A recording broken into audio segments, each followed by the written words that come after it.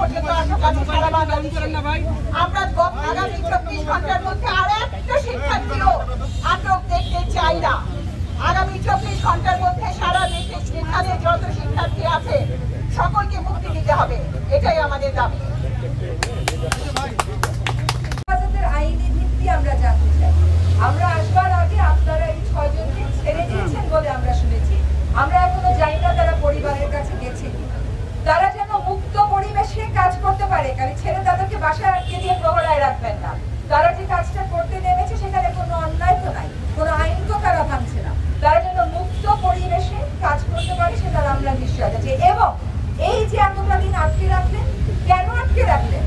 কোথা থেকে এই ক্ষমতা পেয়েছেন? দণ্ডবিধির কোথায় আপনাকে এই ক্ষমতা দেওয়া হয়েছে? ক্রিমিনাল প্রসিডিউর কোডের কোথায় আপনাকে এই ক্ষমতা দেওয়া হয়েছে?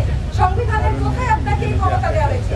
আমরা কিন্তু 6 জনকে আপনারা দুটো গাড়ি করে নিয়ে গেছেন শুনবার পরেও এসেছি, কারণ এই সমস্ত প্রথার একেবারে চিরতরে অবসান হতে হবে। একটা চিন্তা ভাবনা এবং তেমন সে মেধাবী এই ধরনের ছাত্রছাত্রীরা যে কোনো আন্দোলনের সাথে যুক্ত হয়। তো সুতরাং এইসব ছাত্রছাত্রীকে আটকে রাখা একেবারেই যুক্তিসঙ্গত নয়। এবং আমাদের আরো দুজন আমাদের বিভাগের শিক্ষক, একজনকে ছাত্র এমনভাবে প্রহার করা হয়েছে এবং গুম করে রাখা হয়েছিল, পরবর্তীতে হাসপাতালে ফেলে দিয়ে আসা হয়েছে। ময়মনসিংহে আমার আরেক ছাত্রকে মারা হয়েছে। আমার মনে হয় এই ব্যবস্থা দ্রুত সমাধান চাইছি এবং দ্রুত ছাত্রদের যে ন্যায়সঙ্গত দাবি তার পক্ষে আমরা সকলে একত্রিত, এটা জানিয়ে এদের সকলের নিঃশর্ত মুক্তি জানতে চাচ্ছি। এখন বক্তব্য রাখবেন শিক্ষকদের পক্ষ থেকে আর একজনই বক্তব্য রাখবেন, আমাদের বিদ্যা তাসলিমা জাহাঙ্গীরনগর। আপনারা মাঝখানে চলে আসেন। আমরা দেশের নাগরিকরা দাসখত দিয়ে এই নাগরিকতা থাকবো না।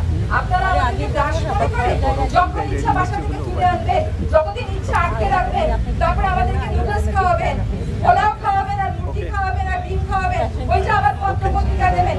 কার টাকায় খাওয়ান এগুলো? আমাদের টাকায় তো খাওয়ান। এগুলো খাওয়ানো বন্ধ করেন। আপনার কাছে খাওয়ার আমার দরকার নাই। আমরা জনগণ আইন শৃঙ্খলা রক্ষাকারী বাহিনীর মুখোমুখি কোনোদিনও হতে চাই না। আমাদের নিরাপত্তার প্রয়োজনে আমরা আপনাদের কাছে আসবো। আপনারা আমরা অনিরাপদ এই গায়েবী একটা আওয়াজ কোথা থেকে পেয়ে গিয়ে আমাদেরকে বাসা থেকে তুলে আনবেন, এই আইন কিন্তু আপনাদেরকে দেওয়া হয় নাই, এই ক্ষমতা আপনাদেরকে দেওয়া হয় নাই। হাসপাতালের চিকিৎসক বলছে তিনি অসুস্থ, অনেক রাজনৈতিক নেতাকে ধরে জেলে নেন, তাদেরকে সারা জীবন পিছিয়ে রেখে কাটায় দেন। আর এখানে মার খাওয়া বাচ্চাগুলোকে আপনারা পর্যন্ত চিকিৎসা নিতে দিলেন না। এইরকম আইন শৃঙ্খলা বাহিনী তো আমরা চাই না। আমরা চাই সেরকম আইন শৃঙ্খলা বাহিনী যারা আমাদের কথা শুনবে। আজকে রাস্তার ওই পারে দাঁড়িয়ে অনেক আইন শৃঙ্খলা রক্ষাকারী ভাইয়েরা আমাদের কথা শুনছেন। আগামীকাল আমি একটা কাজের জন্য আপনার কাছে আসবো, আপনি আমাকে সেই সেবা দিবেন তো? আপনারা বাংলাদেশ পুলিশ হবেন, আপনারা Awami League police, BNP police, জাতীয় পার্টি পুলিশ হবেন না, আপনারা বাংলাদেশ পুলিশ হবেন। এটাই আমরা চাই। আমরা খুশি হই নাই যে আপনারা তাদেরকে গাড়ি দিয়ে পাঠিয়ে দিয়েছেন, আমরা একটু করে স্বস্তি পেয়েছি। আমরা তখনই খুশি হব যখন সকল শিক্ষার্থীদেরকে আপনারা মুক্তি দেবেন। আসলে খুশি তারপরেও হইতে পারবো না, কারণ খুশি হওয়ার পরিবেশ তো রাখেন নাই। এতগুলো তাজা প্রাণ কেড়ে নিয়েছেন, এই ক্ষত আমাদের আর কোনোদিন সারবে কিনা, কোনোদিন আমরা এই ক্ষত থেকে উঠতে পারবো কিনা তা জানি না। আপনাদের কাছে স্বনির্বন্ধ অনুরোধ, আপনারা বাংলাদেশ পুলিশ হয়ে কাজ করবেন। আপনারা কোনো শিক্ষার্থীকে আর আটক করবেন না, আর একটা গুলিও কোনো শিক্ষার্থীর বুকে, কোনো জনতার বুকে দেবেন না, এবং সকল শিক্ষার্থীকে অবিলম্বে মুক্তি দেবেন। ধন্যবাদ। আমরা এখান থেকে নিতে এসেছি, আমরা জানতে পেরেছি যে তাদেরকে নাকি ছেড়ে দেওয়া হয়েছে, কিন্তু আমরা আসলে এই কথা আগের বক্তা বলছিলেন আমরা জানি না যে আসলে তারা নিরাপদে আছে কিনা। এবং এই যে যেহেতু আমরা জানি না যে আসলে তারা নিরাপদে আছে কিনা, এবং আমরা এও জানি যে সারা দেশের অজস্র কারাগার ভরে উঠেছে অসংখ্য শিক্ষার্থীদের, হাজার হাজার ছেলে মেয়েদেরকে, সাধারণ জনতাকে ভরে আনা হয়েছে। আমরা জানি জুলাই হত্যাকাণ্ডে যারা প্রাণ হারিয়েছেন সেই আন্দোলনকারী শিক্ষার্থীদেরকে ব্লক রেড দিয়ে দিয়ে গণগ্রেফতার করে বাংলাদেশের কারাগারগুলোকে ভরে ফেলা হয়েছে। এই অবস্থা আজকে এই মুহূর্তে থামতে হবে। সমন্বয়কদের যেরকম ছাড়া হয়েছে, সেই একইভাবে সমস্ত দেশের নিরাপত্তা দেওয়ার জন্য আপনারা সরকারে বসেছেন। আমাদের সন্তানদের রক্তে বাংলাদেশের রাজপথ রাঙানোর জন্য আপনাদেরকে আমরা ওখানে বসিয়ে রাখি নাই। সেই জন্য আপনারা ক্ষমতায় নাই, আপনারা ক্ষমতায় আছেন কারণ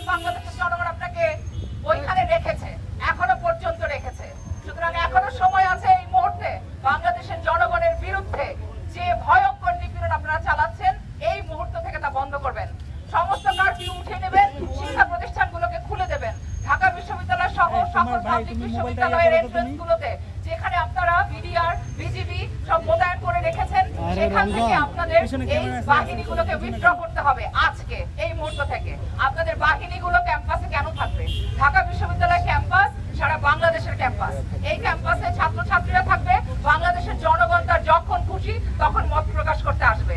এখানে কেন পুলিশ ঢাকা বিশ্ববিদ্যালয়ের শিক্ষক সহ কোনো জনগণকে আটকাবে?